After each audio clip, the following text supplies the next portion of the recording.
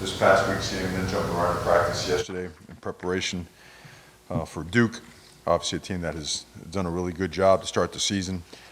Tops in the conference in several categories, real critical ones, particularly the run game, keeping their quarterback clean, least sacks allowed, as well as being one of the teams that holds their opponents the fewest points defensively. So really good football team, and looking forward to a great opportunity. Questions, please. Coach, what have you seen from you on tape that really tells you that you really need to prepare in a certain way to get one? Well, it's a really good football team. Obviously, it starts up front. Their offensive line has done a good job blocking for both their quarterback and their running backs. They do a lot of stuff up front. You know, they'll pin and pull you inside zone, outside zone, gap schemes. Their offensive line, they play together. Very smart group of guys. You could tell that they've gelled really well. Not sure exactly how much time they have spent together, but they do a really good job. And their running back, he creates stuff as well. He really sets up runs well, and he has the ability to put a foot in the ground and reverse the field. Their quarterback is an exceptional player. I mean, I really feel that strongly about him. He can make the tight window throws. He can take off with the football. When it's not there, he can extend plays. He's very smart. He doesn't make mistakes. Very balanced offense. Their defense, they have a really good grasp of their scheme. You don't see guys out of place. You see guys playing hard, creating turnovers. I think from a turnover margin standpoint, they're tops in the conference. To get guys on the ground, I mean, they really had an opportunity to close out last week's game in a strong fashion, albeit a penalty prevented that from happening. So all in all, just really impressed with watching them on film. After a game where you guys are penalized like you were Saturday, how do you respond in practice? Like, what's the approach? Directly and bluntly. There's no way to mask that, and mention a little bit of that this morning. You know, that's a lack of, a lot of things showed up that for 3 quarters, maybe a little bit more, where we were doing really, really well. And then that aspect was not a positive. And that's lack of discipline, focus, technique, fundamentals, laziness, and just, again, I mentioned before, just a flat-out disregard for playing football the way it's supposed to be played. And at the same time, you know, sometimes there are aggressive penalties that go with that, so can't lump them all together. But either way, always directly and bluntly. So. The passing game has taken off, obviously. What's Tyler doing specifically to make that happen? And the second part of the question is, the receivers have more size than Rambo and Harley from last year now, a couple of them now. What's the difference having that size for Tyler to throw to? Well, it starts with Tyler in terms of the improvement in the passing game. Credit to Coach Gaddis, rest of the staff too, just changing things, right? Having to adapt to personnel and personnel and depth issues and whatnot that come with the rigors of football. And then using different skill sets differently. That's what it comes down to. The supporting cast deserves a lot of credit. But again, it starts with Tyler. Tyler really has taken ownership, has taken preparation to a new level, and is playing great football for us. The supporting cast has stepped up. Guys like Colby Young have been mentioned offense. Mike Redding, I know he missed last game. We're hopeful that he'll be ready to roll. Obviously, Brashard Smith's play has really taken off in a big-time way. So the supporting cast has done really well to make sure they're in the right spot, where they're supposed to be, how they're supposed to get there. So the timing and precision of the passing game has improved. Some of the protection stuff has improved as well. Your other question was size.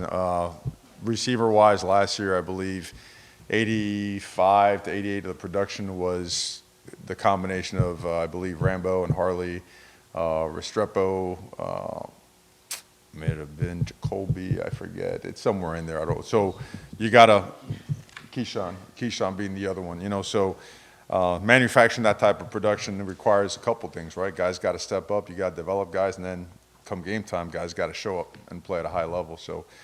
And a good number of those things are occurring at a good level where we're improving.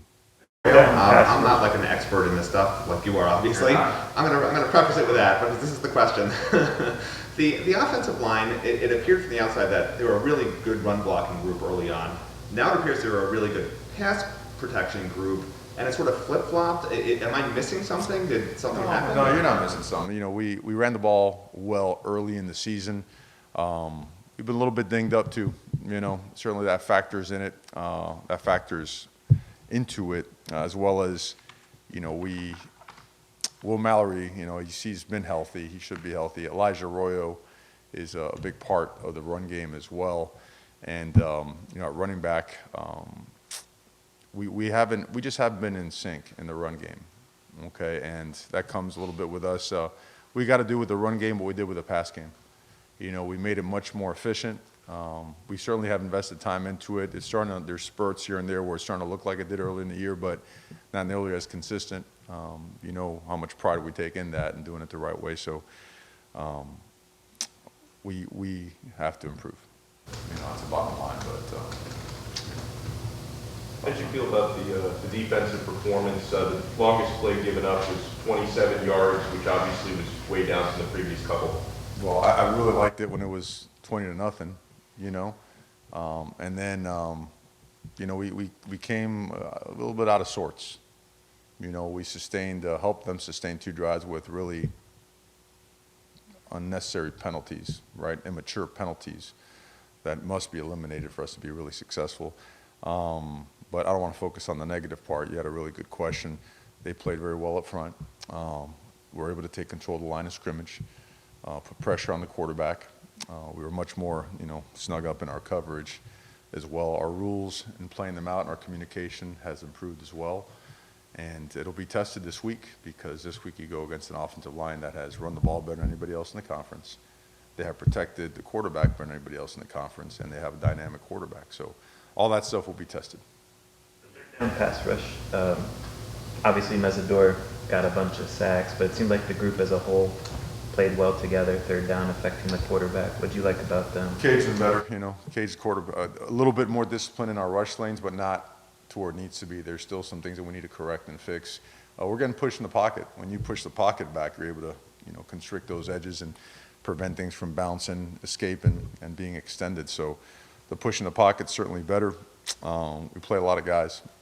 We do. We make sure we get some fresh bodies in there. So can't emphasize enough the play of Darrell Jackson. Another guy that's performed really well. Jafari Harvey continues to do well, but all those other guys have complemented the edges, done a good job. Mitch Agude, Elijah Roberts, Chance Williams, those guys have played good football.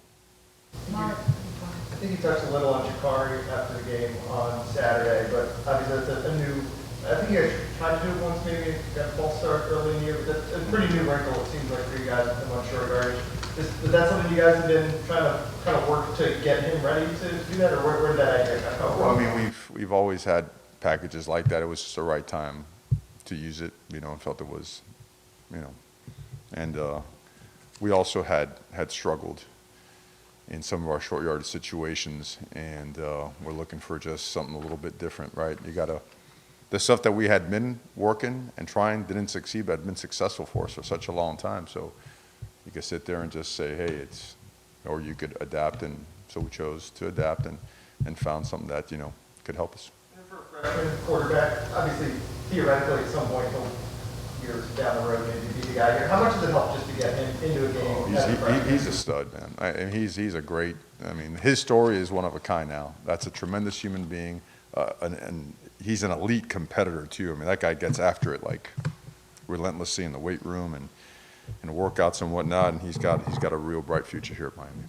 Balance with the red shirt situation with him, or is it kind of all hands on deck? I don't know if you can maintain much balance anymore with the way college football is. So we'll see. We always keep track of that, and when it gets to crunch time, we make decisions that are good for all parties involved, right? So, but we're not quite there yet, and we'll see as we get closer and closer to that time. Mark, Frank Latson, when you talk about him, he's also emerged recently doing real well. Yeah, he deserves to be mentioned. He deserves, the praise that he has received.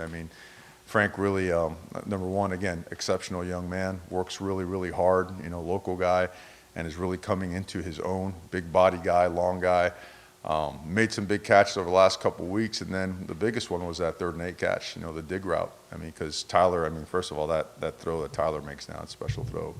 It's right on the money, but, you still got to catch it, and he did, and kept the sticks moving. So really proud of Frank and expect him to continue to get better. Now that it's the mid-season, you guys do like scrimmages on Fridays with the young guys, right? Can you shed light on who's flashing during those sessions? I'll tell you what I'll do. I'll put it all together for next time for us to meet, because we look at it and we grade it pretty quickly, And a lot of guys have showed up. I mean, early in the year, Colby Young was part of that because he still had to learn the system, so he had to run 24 plays every Friday.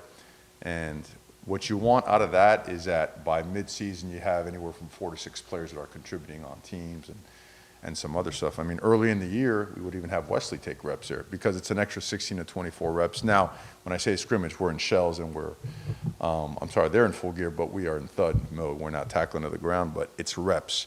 And we could teach all we want on the board. There's no teacher like the repetition, right? And so those are 2 guys that come to mind right away that have really gotten better and improved. As a head coach, have you ever coached a team that has many injuries? Are you learning from it, and how do you deal with it? Well, injuries happen in football. You know, some of them were pre-existing things. Some of them were things that just happen and you can't avoid. How do you deal with it? You keep rolling. The ball's going to still be placed on the tee at 12:30 on Saturday. So. Mark, just not going through everybody, but Will Mallory, I mean, I know that Peoples was ejected for targeting. It looked like he got hit in the shoulder. How is he? Do you expect him to play right as of now? He looks good, but we always run protocol, you know, so I'll let the doctors handle that, and, you know, we're hopeful that, number one, his health, you know, but he seems very healthy, and we'll see. I want to ask you about the long-term guys, I guess, like Don Chaney, Xavier. Don Chaney, I think, is still 4 weeks away. You know, he still has some time. Who else did you mention? Restrepo. I think the last check was 2.5 weeks out from possible return. You know, so who else? Jacoby and Zion. Jacoby's got a chance to return this week. Jacoby George. Zion, we're taking it slow. The other one would be Justice Olawashun. His is a little bit more significant, so he'll miss time. Tyreek looks really good. Ja'Kai looks really good. Henry Parrish looks good. Keyshawn looks good. So might as well jump out in front of that, you know. And congrats to Akeem Mesidor for being, you know, Player of the Week nationally defensively, doing a great job. I got one more. Just Yep. Duke.